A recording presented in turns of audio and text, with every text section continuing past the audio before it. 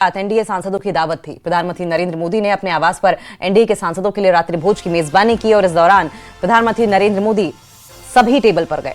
Personally सभी table पर जाकर उन्होंने सभी सांसदों का हालचाल जाना और उन्हें आग्रह सहित भोजन करवाया। और इतना ही नहीं, भोजन के साथ साथ भारत की विकास यात्रा को मजबूत करने के लिए मिलकर काम करने का संकल्प भी जताया।